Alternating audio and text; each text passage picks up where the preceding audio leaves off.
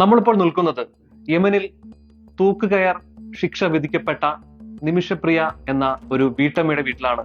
വീടെന്ന് പറയുമ്പോൾ ഈ ഒറ്റമുറി വാടക വീടാണ് കേട്ടോ. ഒറ്റമുറിയേ ഉള്ളൂ. ആ വാടക വീട്ടിലാണ് നമ്മൾ നിൽക്കുന്നത്. ഇത് നിമിഷപ്രിയയുടെ ഭർത്താവ്, പേര് ടോമി. സത്യത്തിൽ ആ ഒരു കൊലപാതകവുമായി ബന്ധപ്പെട്ട നിരവധി കഥകൾ കേൾക്കുന്നുണ്ട്. അതായത് നിമിഷപ്രിയയുടെ കാമുകനാണ് മരണപ്പെട്ടു അല്ല കൊല്ലപ്പെട്ട അയാള്. അതോടൊപ്പം തന്നെ അവർ തമ്മിൽ ഇഷ്ടത്തിലായിരുന്നു, പ്രണയത്തിലായിരുന്നു, വിവാഹം കഴിച്ചിട്ടുണ്ട്, അങ്ങനെയൊക്കെ പറയുന്നു. യഥാർത്ഥത്തിൽ താങ്കൾക്ക് അറിയാവുന്നത് എന്താണ്? ഞങ്ങൾക്കറിയാവുന്ന കാര്യം എന്ന് ചോദിച്ചാൽ സത്യമായിട്ടുള്ള കാര്യങ്ങളാണ്.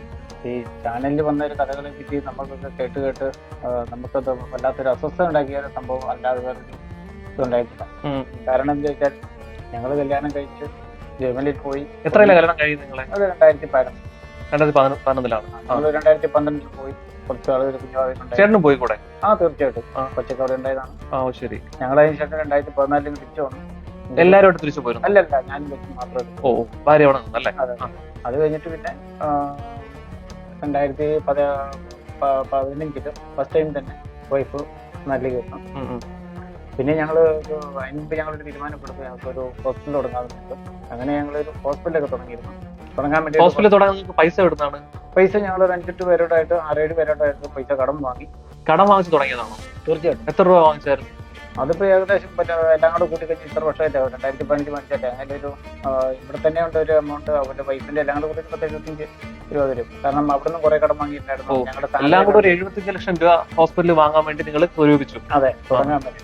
എന്നിട്ട് അതിനുശേഷം അതിനോട് കുറച്ച് അറേഞ്ച്മെന്റ് ഒക്കെ ചെയ്തിട്ടാണ് നാട്ടിലേക്ക് വന്നത്. വന്നിട്ട് അന്ന് ചേട്ടൻ അവിടെ ഉണ്ടായിരുന്നു? ഇല്ല, ഇവിടെ വന്നതിന് ശേഷമാണ് കാര്യത്തിന്റെ തീരുമാനമൊക്കെ എടുത്തതിന് ശേഷം ഞങ്ങൾ ഒന്നിച്ച് പോകാനിരുന്നു. അപ്പം 2015 വൈഫ് ഇവിടെ വന്നിട്ട് 1 മാസം കഴിയുമ്പോൾ ഞാനും കൊച്ചും വൈഫും കൂടെ അങ്ങോട്ട് പോകുന്നു. ആ സമയത്ത് ഞങ്ങൾ പൈസ എല്ലാം റെഡിയാക്കി വെക്കുവാണ്. പക്ഷെ അതിനുള്ളിൽ കുറച്ച് പൈസ ഡിലേ വന്നപ്പോൾ ഞാൻ ഈ പറഞ്ഞ പൈസ റെഡിയാക്കാൻ വേണ്ടി അങ്ങനെ വൈഫും ഒക്കെ മുന്നോട്ട് പോയി. ഞാനും കൊച്ചും കൂടെ പിന്നെ ഈ പൈസ റെഡിയാക്കിയപ്പോൾ ഒന്നിച്ച് പോകാൻ വേണ്ടിയായിരുന്നു ഞങ്ങൾ. എന്നിട്ട് അത് ആ സമയത്ത് ഞാൻ ലാസ്റ്റത്തെ പൈസ കൂടെ അയച്ചു കൊടുത്തു കഴിഞ്ഞ സമയത്ത് ഈ ഫണ്ട് നിങ്ങൾ അങ്ങോട്ട് അയച്ചു കൊടുത്തോ? കുറെ ഞങ്ങൾ ലാസ്റ്റത്തെ പൈസ മാത്രം അയച്ചു കൊടുത്തിട്ട് ബാക്കിയെല്ലാം കൊണ്ടുപോവുകയാണ് ചെയ്തത്. വേറെ ഇതിൽ വഴിക്ക് അവിടെ ഞങ്ങൾ അയച്ചു കൊടുത്തതും കൊണ്ടുപോയതുമായിട്ട് അങ്ങനെയൊക്കെ ആയിട്ട്. അപ്പൊ ആ പൈസ കൊടുത്തതിന് ശേഷം ഞങ്ങൾ ലാസ്റ്റത്തെ പൈസ അയച്ചു കൊടുത്തതിന് ശേഷമാണ് പറയണത് അവിടെ യുദ്ധം തുടങ്ങി. ആ അയച്ചു കൊടുത്ത ദിവസം വിളിച്ചു പറഞ്ഞത് തലേ ദിവസം യുദ്ധം അവിടെ തുടങ്ങി. 2015 മാർച്ച് പാതി കഴിഞ്ഞു. അപ്പൊ ആ ഒരു സമയം ആയിരിക്കുമ്പോഴത്തേക്കും പിന്നെ എങ്ങനെയാലും വിസ എടുക്കാൻ ഇപ്പൊ ഞങ്ങൾക്ക് ഒന്നിച്ച് ജീവിക്കാൻ വേണ്ടിയാണ് ഞങ്ങൾ ഇങ്ങനെ ഹോസ്പിറ്റൽ തുടങ്ങുന്ന കാരണം അല്ലെങ്കിൽ വൈഫ് ഒരു ഹോസ്പിറ്റൽ ജോലി ചെയ്യും, ഞാൻ വേറെ എന്തെങ്കിലും. ഞാൻ ചോദിക്കുകയാണ്, നിങ്ങളൊരു വെറും സാധാരണക്കാരാണ്. തീർച്ചയായിട്ടും. ചേട്ടൻ ഒരു ഓട്ടോ ഓടിക്കുന്ന ഒരാള്. അതിപ്പോ മുമ്പ് പുറത്ത് പോയിട്ട് വന്നല്ലേ. അങ്ങനെ 2 പേര് വലിയൊരു ഹോസ്പിറ്റൽ പ്രോജക്ട് തുടങ്ങാനുള്ള പിന്നിലുള്ള ഒരു കാര്യം എന്തായിരുന്നു? അത് വലിയ ഹോസ്പിറ്റലൊന്നുമല്ല, ഒരു മീഡിയം യമൻ എന്ന് പറഞ്ഞാൽ അത് ചെയ്യാവുന്ന ഒരു കാര്യം തന്നെയാണ്. അപ്പൊ അത് അതിൽ വിജയിക്കുന്നത് നമുക്ക് ഉറപ്പുണ്ടായിരുന്നു. അങ്ങനെയാണ് ഇത്ര 75 ലക്ഷം രൂപയും കടം മേടിച്ചത്. അതെ. എന്നിട്ട് ഹോസ്പിറ്റൽ തുടങ്ങി. തുടങ്ങാൻ ഒരു കാരണമുണ്ട്. കാര്യം നിങ്ങളെ പേരിൽ തുടങ്ങാൻ പറ്റത്തില്ല. പിന്നെ എങ്ങനെ നിങ്ങൾ സ്റ്റാർട്ട് ചെയ്തു? ഞങ്ങൾ സ്റ്റാർട്ട് ചെയ്യാന്ന് പറഞ്ഞാൽ ഞങ്ങൾക്ക് അവിടെ പരിചയമുള്ള ഒരു പരിചയ തലാൽ എന്ന് പറഞ്ഞ ഞങ്ങൾക്ക് പരിചയപ്പെട്ട ആളാണ്. അത് കൊല്ലപ്പെട്ട ആൾ. പേരെന്താണ്? തലാൽ. അത് വൈഫിന്റെ കൂട്ടുകാരനായിരുന്നു? അല്ല, ഹോസ്പിറ്റലിൽ ട്രീറ്റ്മെന്റ് വരുന്ന ഒരാളാണെന്ന് തോന്നുന്നു. അയാളും തലാലും ഭാര്യയും പിള്ളേരും, ചേട്ടനും ഭാര്യയും. ഈ തലാലിന് വേറെ ഭാര്യ മക്കളൊക്കെ ഉണ്ട്? 2 പിള്ളേരും. എന്നിട്ട് അപ്പം ഇവര് നമുക്ക് പല സമയത്ത് ഒരു ഹോസ്പിറ്റലിൽ ട്രീറ്റ്മെന്റ് വരുമ്പോൾ നമുക്ക് അറിയാലോ ഒരാളുടെ ഇവരുടെ സ്വഭാവമൊക്കെ. അപ്പൊ ഞങ്ങൾക്ക് ഇന്ത്യക്കാർക്ക് ലൈസൻസ് അവിടെ കിട്ടില്ലാത്തതുകൊണ്ട് ഞങ്ങൾ ഈ പറഞ്ഞ ഈ മറ്റേ അറബികളായ സ്പോൺസർ വേണം അങ്ങനെ റിക്വസ്റ്റ് ചെയ്തു. നിങ്ങൾ അങ്ങോട്ട് റിക്വസ്റ്റ് ചെയ്തു? തീർച്ചയായിട്ടും. അപ്പൊ ഇങ്ങനെ ഒരു കാര്യങ്ങൾ തുടങ്ങാൻ ആഗ്രഹമുണ്ട്, അപ്പൊ അതുകൊണ്ട് ഞങ്ങൾക്ക് ലൈസൻസ് കിട്ടില്ല, നിങ്ങൾക്ക് ഹെൽപ്പ് ചെയ്യുമെന്ന് ചോദിച്ചു. ഞങ്ങൾ പറഞ്ഞ പൈസ മുഴുവൻ നമ്മളെ മുടക്കില്ല, പക്ഷെ അവരെ വലിയ ലൈസൻസ് അവരെ വലിയെടുത്താൽ മതി. അത് നല്ലൊരു മനുഷ്യനായിട്ട് നമ്മൾ കണ്ടിരുന്നതാണ്. തീർച്ചയായിട്ടും. അപ്പം ആ ഒരു വ്യക്തിപരമായിട്ട് നമുക്ക് അറിയാവുന്നതാണ്. ഇപ്പൊ ഇവിടെ വന്ന് എന്റെ കൂടെയൊക്കെ നടന്നല്ലേ. ഇവിടെ നാട്ടിൽ തന്നെ 1 മാസം എന്റെ കൂടെ. കൊല്ലപ്പെട്ട ആള് ചേട്ടൻ്റെ അടുത്ത് വന്നിട്ടുണ്ടോ? തീർച്ചയായിട്ടും. ഇവിടെ ഈ വീട്ടിൽ വന്നിട്ടുണ്ടോ? ഈ വീട്ടിലല്ല, ഇവിടെ നമ്മുടെ നാട്ടിലുണ്ടായിരുന്നു. എന്നോടൊപ്പം നിങ്ങൾ എത്ര നാൾ ഒരുമിച്ചുണ്ടായിരുന്നു? ഞങ്ങൾ 2015 മാർച്ച് 11 മുതൽ ഫെബ്രുവരി 9 തീയതി. ശരി. നിങ്ങളുടെ സുഹൃത്തുക്കളായിരുന്നല്ലേ ഈ കൊല്ലപ്പെട്ട ആൾ? അറിയുന്നവരാണ്. പിന്നെ വൈഫിനാണ് കൂടുതൽ ഈ മറ്റേ ഹോസ്പിറ്റലായിട്ട് ബന്ധമുള്ളതിന്റെ ബന്ധം. അവര് ഈ പിള്ളേരെയൊക്കെ ട്രീറ്റ്മെന്റ് എപ്പോഴും വരുന്നതാണ്. അപ്പം അവര് ഫാമിലിയിലെ ചേട്ടനും ഇവനും ഭാര്യയും പിള്ളേരും ചേട്ടനും ഭാര്യയും പിള്ളേരൊക്കെ അവിടെ എപ്പോഴും വരുന്നതാണ്. അപ്പൊ ആ ഒരു ബന്ധത്തിന്റെ പേരിൽ ഇവരോട് പറഞ്ഞപ്പോൾ നിങ്ങൾ നന്നായി കണ്ടാൽ മതി എന്ന് പറഞ്ഞിട്ടാണ് ഇതിനിങ്ങനെ ഒരു സംഭവം ഉണ്ടാക്കി. അപ്പൊ അതിൽ ഞങ്ങൾ ഉറപ്പിച്ചതിന് ശേഷമാണ് പിന്നെ ബാക്കി കാര്യങ്ങളിലൊക്കെ ഞങ്ങൾ പൈസയുടെ കാര്യമായിട്ടില്ല കാര്യങ്ങളൊക്കെ അറേഞ്ച്മെന്റ് ചെയ്തത്. അപ്പൊ ഇവർക്ക് കേരളം ഒന്ന് ചുറ്റി കറങ്ങി കാണുന്ന ഒരു ആഗ്രഹം പറഞ്ഞപ്പോൾ നമ്മളൊരു ഹോസ്പിറ്റലിൽ അവിടെ ജോലി ചെയ്യുമല്ലോ, നമ്മളൊരു സ്ഥാപനം തുടങ്ങുമല്ലോ. അപ്പൊ അതുകൊണ്ട് അവർ ലൈസൻസ് എടുത്ത് തരുന്ന ഒരാൾക്ക് ഇങ്ങനെ നാട് ചുറ്റിക്കറങ്ങി കാണുമെന്ന് പറയുമ്പോൾ അത് നമ്മൾ വേണ്ട എന്ന് പറയുമ്പോൾ ഒരു ബുദ്ധിമുട്ടാണ്. കാരണം നമുക്ക് ഹോസ്പിറ്റലിൽ ജോലി ചെയ്യുന്ന പോലെ അല്ലല്ലോ സ്ഥാപനം. അപ്പൊ അതുകൊണ്ട് ഞങ്ങൾ ശരിയെന്ന് ആയിക്കോട്ടെ എന്ന് പറഞ്ഞിട്ട് ഞാൻ എന്റെ ചെലവിലാണ്. അത് ശരി. അതെ, തീർച്ചയായിട്ടും പ്ലെയിൻ ടിക്കറ്റും എല്ലാ കാര്യങ്ങളും ഞങ്ങൾ തന്നെ മുടക്കിയാണ്. അവനും വേറെ ആരെങ്കിലും ഇല്ല, അവൻ മാത്രമേ ഉള്ളൂ. അവൻ വൈഫും ഒരു കൂട്ടുകാരും കൂടെ പോന്നപ്പോ ഒന്നിച്ചിങ്ങ് പോകും. അപ്പൊ തിരിച്ചു പോണ സമയത്ത് ഇവര് ഒന്നിച്ച് അങ്ങോട്ട് പോകും. അല്ല, അവര് അവൻ ഫാമിലി ആയിട്ടാണോ വന്നത്? അല്ലല്ല, ഇവിടെ ജസ്റ്റ് ഒന്ന് കറങ്ങി കാണാൻ വേണ്ടി മാത്രമേ. പുള്ളി മാത്രമാണ് ഇന്ത്യയിലേക്ക് വന്നത്? ഇന്ത്യയിലേക്ക് വന്ന് അയാളുടെ വീട്ടിൽ നിന്നാണെങ്കിൽ തന്നെയുണ്ട് ഇവിടെ വന്നത്. അതെ, പക്ഷെ അയാൾ തന്നെ കയറി വന്നതല്ല, എന്റെ ഭാര്യയുടെയും ഞങ്ങൾ എല്ലാവരും കൂടെ ഒപ്പമാണ് വന്നത്. കൂടെ വന്നത്? ഞങ്ങളുടെ കൂടെയാണ് വന്നത്. എന്നിട്ട് ഒരു മാസം കൂടെ സ്പെൻഡ് ചെയ്തിട്ട് ആരൊക്കെ തിരിച്ചു പോയി? അത് പോയപ്പോ ഞാനും കൊച്ചു വെച്ചിട്ട് ബാക്കി 3 പേരും. അത് ശരി. എന്നിട്ട് അപ്പൊ അതിനുശേഷം അവിടെ പോയി ഹോസ്പിറ്റൽ അതിന്റെ കാര്യങ്ങൾ കുറെ ചെയ്തിട്ടാണ് പോന്നിരിക്കുന്നത്. ബാക്കി കാര്യങ്ങളൊക്കെ ചെയ്യാൻ വേണ്ടിയിട്ടാണ് പോയത്. കാരണം അതിനുശേഷം ഈ കൊച്ചിനെയും കൊണ്ട് അമ്മയുടെ കൂടെ വൈഫിന്റെ കൂടെ പോയി കഴിഞ്ഞാൽ കൊച്ചിനെ വെച്ചിട്ട് ദൂര സ്ഥലത്ത് പോയി ഈ ഹോസ്പിറ്റൽ സാധനങ്ങൾ വാങ്ങലും പിടിക്കലും ഒക്കെ ബുദ്ധിമുട്ടായതുകൊണ്ട് പൈസയും ഞങ്ങൾക്ക് വന്നപ്പം അത് ക്ലിയർ ചെയ്തതിന് ശേഷം ഞങ്ങൾക്ക് ഒന്നിച്ച് പോകാന്ന് പറഞ്ഞിട്ടാണ്, കൊച്ചെന്റെ കൂടെ പോകാന്ന് പറഞ്ഞിട്ടാണ് ഞങ്ങൾ ഇരുന്നത്. അപ്പം പൈസയൊക്കെ റെഡിയാക്കി അയച്ചു കഴിഞ്ഞപ്പോഴത്തേക്കും വിസ അയക്കാനുള്ള പൈസ കൊണ്ട് കൂടുതൽ അഡീഷണൽ ഇട്ട് കൊടുത്തു. അതും കൂടെ കൂട്ടി ഇനി വിസ ഉടനെ അടിച്ചു എന്ന് പറഞ്ഞപ്പോഴത്തേക്കാണ് അവിടെ യുദ്ധം വന്നെന്ന് പറഞ്ഞു. അപ്പൊ എപ്പോ പ്രത്യക്ഷത്തില് ചേട്ടൻ ഇവിടെയായി, ചേട്ടന്റെ ഭാര്യയും മോള് ഇവിടെയുണ്ട്, ഞാനും മോള് ഇവിടെയുണ്ട്. ഭാര്യയും മറ്റേ സ്പോൺസറും ഒക്കെ അങ്ങ് പോയി, അവരൊക്കെ പോയി അവിടെ കാര്യങ്ങൾ തുടങ്ങുവാണ്. ഞങ്ങൾ അന്നത്തേക്കും പുറകെ ഞാനും കൊച്ചും കൂടെ അങ്ങോട്ട് പോകും. അപ്പൊ ഞങ്ങൾക്ക് കൊണ്ട് ജീവിക്കാൻ വേണ്ടിയാണ് ഇങ്ങനത്തെ സംഭവം ഞങ്ങൾ തുടങ്ങി. അതിനുശേഷം ഞങ്ങൾക്ക് അവിടെ ഈ യുദ്ധം വന്നതിന് ശേഷം അങ്ങോട്ട് പോകാൻ പറ്റില്ല. എംബസിയില്ല, വിസയില്ല, ഒന്നുമില്ല. അതുകൊണ്ട് എനിക്ക് കൊച്ചിന് പോകാൻ പറ്റിയില്ല. ആ കാരണം കൊണ്ട് കുറച്ച് നാൾ നീണ്ടു പോയി കഴിഞ്ഞപ്പോഴത്തേക്കുമാണ് ഈ പറഞ്ഞ വൈഫ് കുറച്ച് നാളൊക്കെ സംസാരിക്കാൻ പിടിച്ചോ എല്ലാ കാര്യങ്ങളുണ്ടായിരുന്നു. കുറെ നാൾ കഴിഞ്ഞപ്പോഴത്തേക്കും പിന്നെ അത് കുറവായി കഴിഞ്ഞപ്പോൾ അതിനെ നമുക്ക് അന്വേഷിക്കാൻ അറിയുന്ന ആൾക്കാരെല്ലാം കയറി പോകുന്നു. ഇത് പിന്നീടാണ് നമുക്ക് എന്നെ 26 സിമ്മിൽ തന്നെ വിളിച്ചത്. ഒരു സെക്കൻഡ്, ഒരു നിമിഷം. അതായത് ഹോസ്പിറ്റലിൽ ഒന്ന് തുടങ്ങിയോ നിങ്ങളെ പ്ലാൻ അനുസരിച്ച്? പ്ലാൻ എടുത്തിട്ട് 2015 ഏപ്രിൽ മാസം ഹോസ്പിറ്റലിൽ തുടങ്ങി. എന്നിട്ട് നന്നായിട്ട് മുമ്പോട്ട് പോയോ? അത് അങ്ങനെ പോകുന്നൊന്നും അറിയിക്കാനുള്ള വഴിയില്ല, പൈസ ഇങ്ങോട്ട് തരുന്നില്ല. കാരണം ഇങ്ങോട്ട് പിന്നീട് വൈഫ് ഇങ്ങോട്ട് ചേട്ടനെ വിളിക്കാതെയായി അല്ലേ? വിളിക്കാറൊക്കെ ഉണ്ടെങ്കിലും പൂർണ്ണതയൊന്നുമില്ല. പിന്നീട് ഇപ്പം വിളിക്കാതിരിക്കുന്നതെന്ന് പറഞ്ഞ എല്ലാവരും. അതായത് ഹോസ്പിറ്റൽ റൺ ചെയ്ത് പൈസ ഉണ്ടായി തുടങ്ങിയപ്പോ ആ സ്പോൺസറുടെ സ്വഭാവം മാറി. തീർച്ചയായിട്ടും അതൊക്കെ വൈകിയാണ് അറിയണം. പിന്നീട് ഈ നിങ്ങളുടെ ഭാര്യ നിങ്ങളെ വിളിക്കാതെയായി. തീർച്ചയായും വിളിക്കാതായതല്ല, അങ്ങനെയാണ് നമ്മൾ മനസ്സിലാക്കിയത്. പക്ഷെ അതല്ല കഥ, വിളിപ്പിക്കാതിരുന്നു. പുള്ളി വിളിപ്പിക്കാതിരുന്നതാണ്? തീർച്ചയായിട്ടും. എന്തിനു വേണ്ടിയിട്ട്? അതായത് എന്തിനാന്ന് ചോദിച്ചു കഴിഞ്ഞാൽ അപ്പം യുദ്ധം വന്നു കഴിഞ്ഞപ്പോ എല്ലാവരും കയറിപ്പോയല്ലോ, എല്ലാ രാജ്യക്കാരും കയറിപ്പോയി. അതിന് അപ്പം ഞാനിപ്പോ അവിടെ ഇല്ലല്ലോ. അപ്പൊ ഈ ഹോസ്പിറ്റലും ഈ സാമ്പത്തികം എല്ലാം തട്ടിയെടുക്കാൻ വേണ്ടിട്ട്. അത് ശരി. ഈ സ്പോൺസറായ ഇയാൾക്ക് ഈ ഹോസ്പിറ്റലും സാമ്പത്തികം ഒക്കെ വേണമായിരുന്നു. അതുകൊണ്ട് നിങ്ങളുടെ ഭാര്യ അയാളെ ലോക്ക് ചെയ്തു? തീർച്ചയായിട്ടും. എന്നിട്ട് അപ്പൊ അങ്ങനെ ഒരു സംഭവം വന്നുകൊണ്ടാണ് ഇങ്ങോട്ട് എന്നെ അധികം ഒന്നും നേരെ പിന്നെ ചോദിക്കുന്ന ഉത്തരം തരാനോ സാധിക്കാത്ത കുറച്ച് കാലഘട്ടങ്ങൾ വന്നിരുന്നു. അത് കഴിഞ്ഞ ശേഷം ഫസ്റ്റ് ടൈമിൽ തന്നെ ഒരു 2 മാസം ഹോസ്പിറ്റലൊക്കെ തുടങ്ങി കഴിഞ്ഞ് 2 മാസം കഴിഞ്ഞ് 2-3 മാസമായപ്പോഴത്തേക്കും ഞങ്ങൾക്ക് ഫാർമസി സ്റ്റാഫ് ഉണ്ട്, ലാബ് സ്റ്റാഫ് ഉണ്ട്, അതുപോലെ തന്നെ നഴ്സുമാരുണ്ട്. അതിനകത്ത് ക്യാഷ്യറും ഉണ്ടായിരുന്നു. ക്യാഷ്യറെടുത്ത് പൈസ എടുക്കാൻ പറ്റുന്ന കഴിഞ്ഞപ്പോൾ പൈസ ഇല്ല, കുറച്ചേ ഉള്ളൂ. ബാക്കി എന്തിയെന്ന് ചോദിച്ചപ്പോഴാണ് പറഞ്ഞത് അത് അവനെടുത്തെന്ന് പറഞ്ഞു. ഈ പറഞ്ഞ എടുത്തു എന്ന് പറയുന്നു. അതെന്തിനാ അവനെന്തിനാ എന്റെ പണം എടുക്കണമെന്ന് വൈഫ് ചോദിച്ചു. അപ്പൊ അവൻ പറഞ്ഞു അതിനിപ്പോ എന്താണ് നിങ്ങൾ ഭാര്യയും ഭർത്താവും എടുക്കുന്ന കുഴപ്പമെന്ന് ചോദിച്ചു. അപ്പോഴാണ് അവിടെ ഭാര്യയും ഭർത്താവും എങ്ങനെ ഉണ്ടായി? അല്ല, ഇതാണോ തുടക്കം. അപ്പൊ അങ്ങനെ പറഞ്ഞു കഴിഞ്ഞപ്പോ വൈഫ് വന്നിടത്ത് എന്റെ ഭർത്താവും കൊച്ചും നാട്ടിലുണ്ട്, ഇവ എന്റെ ഭർത്താവ് അല്ലല്ലോ. അപ്പൊ എങ്ങനെയാന്ന് പറഞ്ഞപ്പോ അവര് തമ്മിൽ അങ്ങോട്ടും ഇങ്ങോട്ട് തർക്കമായി ബഹളമായി. ക്യാഷറുമായിട്ടല്ല, ഭാര്യയും ഈ തലാലുമായിട്ട്. അപ്പൊ അങ്ങനെ തർക്കവും ബഹളവും ഒക്കെ ആയിട്ട് കൊണ്ട് ഭാര്യ കൊണ്ടിട്ട് കേസ് കൊടുക്കും. കേസ് കൊടുത്തു? തീർച്ചയായിട്ടും. എങ്ങനെ കേസ് കൊടുത്തു? ഏത് രീതിയിലാണ്? എന്ന് പറഞ്ഞാൽ എന്റെ പണം വഴി എടുത്തിട്ട് പോകണോ, ഇവന് ഇതുപോലെ പറയുന്നതും പറ്റില്ല. മറ്റേ എന്റെ ഭാര്യ തെളിവുണ്ടോ അങ്ങനെ കേസ് കൊടുത്തതിന്? എങ്ങനെ കേസ് കൊടുത്തതിന് ഭാര്യ നിങ്ങൾ അവിടെ ഇവൻ ഇങ്ങനെ ചെയ്യുന്നു, എന്നെ ഉപദ്രവിക്കുന്നു, എന്റെ പൈസ അടിച്ചു മാറ്റുന്നു എന്നുള്ള കേസ് കൊടുത്തതിന്റെ തെളിവല്ലോ? അത് വൈഫിന്റെ കയ്യിലുണ്ടാവുമായിരിക്കും. എന്റെ കയ്യിൽ വൈഫ് പറഞ്ഞറിവാണ്? പറഞ്ഞറിവുണ്ട്, വേറെ ആൾക്കാർ പറഞ്ഞറിവുണ്ട്. ശരി, എന്നിട്ട്? തീർച്ചയായിട്ടും. അപ്പം അതിനുശേഷം ഈ പൈസ ഒക്കെ എടുക്കുന്നതിനെ പറ്റി ചൊല്ലി പ്രശ്നമായി. പിന്നെ അവൻ പറയുന്നത് എന്റെ ഭാര്യയാണ്, അപ്പൊ പിന്നെ എന്നെ കുഴപ്പമെന്ന് അവൻ പറഞ്ഞു. അപ്പൊ അങ്ങനെ പറഞ്ഞപ്പോ അവള് പറയുന്ന തർക്കം അല്ല എന്നാ പേര് അതിന് രേഖ കാണിക്കുന്നു പറഞ്ഞു. അങ്ങനെ ഈ രേഖ കാണിക്കാൻ പോലീസുകാരോട് പറഞ്ഞപ്പോ രേഖ കാണിക്കാൻ വേണ്ടിയിട്ടില്ല, കല്യാണം കഴിച്ചിട്ടില്ല. അപ്പൊ അങ്ങനെ ഒരു കഥ പറഞ്ഞുകൊണ്ട് എല്ലാ രാജ്യക്കാരും കയറി പോയപ്പോ ഇന്ത്യക്കാരും പ്രത്യേകിച്ചും എല്ലാവരും പോയപ്പം ഇവള് സപ്പോർട്ട് ചെയ്യാൻ ആളില്ലാതെ വന്നപ്പോ ഇവനടുത്തൊരു ഇതാണ്. എന്താണ്? അതായത് ഈ ഇവളെ കല്യാണം കഴിക്കുവാണെങ്കിൽ ഇതല്ല, കഴിക്കാതെ എന്തായാലും എടുക്കാൻ പറ്റില്ല, എടുത്തു കഴിഞ്ഞാൽ പ്രശ്നമല്ലേ. അതെ. അപ്പൊ കല്യാണം കഴിക്കാൻ വേണ്ടിട്ട് ഇപ്പം മാക്സിമം ഇവരോട് ആര്യരിക്കണം നാട്ടുകാരോട് പോകാൻ പറയണം എന്റെ ഭാര്യയാണെന്ന് പറഞ്ഞു കഴിഞ്ഞാൽ. സോ ഭാര്യയാണെന്ന് പറഞ്ഞാൽ ഭാര്യ ആവില്ലല്ലോ. അത് ഇവിടെയാണ്. പക്ഷെ അവിടെ അങ്ങനെ പറഞ്ഞിട്ടാണ് പ്രശ്നം. ആരാ കാര്യത്തിനുള്ളത്, ആരാ സഹായത്തിനുള്ളത്? അങ്ങനെയാണെങ്കിൽ ഭാര്യ ഇവന്റെ പേരിൽ എത്ര പ്രാവശ്യം കേസ് കൊടുത്തിട്ടുണ്ട്. ഈ മരിക്കുന്നതിന് മുമ്പ് 7 മാസം ജയിലിലായിരുന്നു, സെൻട്രൽ ജയിലിൽ തനയില് തലാൽ അബ്ദുൽ മബ്ദി. ആണോ? അതേത് കേസിലാണ്? അതും ഇതുപോലെ തന്നെ എല്ലായിടത്തും കേസ് കൊടുക്കുന്നു. ചെറിയ ലോക്കൽ ഏരിയയിൽ കേസ് കൊടുത്തിട്ടുണ്ട്, ശരിയാകാനിട്ട് വീണ്ടും വന്ന് പ്രശ്നം ഉണ്ടാക്കുന്നു, വഴക്കുണ്ടാക്കുന്നു, ഹോസ്പിറ്റൽ തുറപ്പിക്കില്ല, അങ്ങനെയുള്ള പല പ്രശ്നങ്ങളും വന്നതിന് ശേഷം പിന്നെ ഞങ്ങൾക്ക് ഒരു ഭാര്യ അല്ലാതെ കേസ് കൊടുത്തു, സ്ട്രോങ് ആയിട്ട് കേസ് കൊടുത്തു. തീർച്ചയായിട്ടും നടക്കാത്തതിന്റെ പേരിൽ ഞങ്ങളിപ്പോ ജയിലിൽ കിടക്കുന്ന ഹനാൻ എന്ന് പറഞ്ഞ പെൺകുട്ടി ഞങ്ങളുടെ സ്റ്റാഫ് നേഴ്സായിരുന്നു. ആ നേഴ്സും എന്റെ വൈഫും കൂടെ കൂടിയാണ് യമന്റെ തലസ്ഥാനമായി തന്നെ കൊണ്ട് കേസ് കൊടുത്തത്. അവിടെ പിടിക്കപ്പെടുന്നു. അതെ, അത് അവിടെ പിടിക്കപ്പെട്ട് ജയിലിൽ തന്നെയായിരുന്നു. അപ്പം രേഖ വെച്ചപ്പോ കൊടുക്കാനില്ല. എങ്ങനെ? ഭാര്യ രേഖ കൊടുക്കണമല്ലോ. അതെ അതെ. അപ്പൊ ഇവന്റെ രേഖയില്ല. ഇവന്റെ രേഖയില്ലെന്ന് പറഞ്ഞു പിന്നെ അവൻ നിവൃത്തിയില്ല വന്നപ്പോ രേഖ ഉണ്ടാക്കി. അത് എഴുതിയിരിക്കുന്ന എങ്ങനെയാണ്? മുഹമ്മദിന്റെ മകളായ നിമിഷപ്രിയയും. അതായത് അവൻ രേഖ ഉണ്ടാക്കിയോ? ആ കളർ സർട്ടിഫിക്കറ്റ് ഓർമ്മ ഉണ്ടാക്കി. അതിപ്പോ എന്റെ ഇരിപ്പുണ്ട്. മാരേജ് സർട്ടിഫിക്കറ്റ് ഉണ്ടാക്കി. തീർച്ചയായിട്ടും. കാരണം ജയിലിൽ കിടക്കുന്ന സമയത്ത് രേഖ കൊടുക്കാൻ കല്യാണം കഴിച്ചെങ്കിൽ എന്നാ രേഖ കാണിക്കുന്ന വൈഫ് ചോദിച്ചിട്ടുണ്ട്.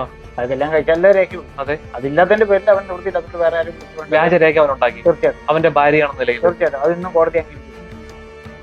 അവിടുത്തെ കോടതി അംഗീകരിച്ചിട്ടുണ്ട്. ഭാര്യയല്ല. അല്ല, അതിവിടെ ഞാൻ പലരുടെയും കാണിച്ചിട്ടുണ്ട്. അവസാനം അത് വ്യാജമാണെന്ന് പറഞ്ഞു. തീർച്ചയായിട്ടും. ബാക്കി തന്നെ മുഹമ്മദിന്റെ മകളാകുന്നു എന്റെ ഭാര്യ, അവിടുത്തെ അറിവയുടെ മകളാകുന്നു. ശരി. എന്നിട്ട് അപ്പൊ അങ്ങനെ തമ്മില് ക്ലാഷ് ആയി അവിടെ. തീർച്ചയായിട്ടും. ജയിലിൽ നിന്ന് ഇറങ്ങി. അത് ലാസ്റ്റ് ടൈമില്.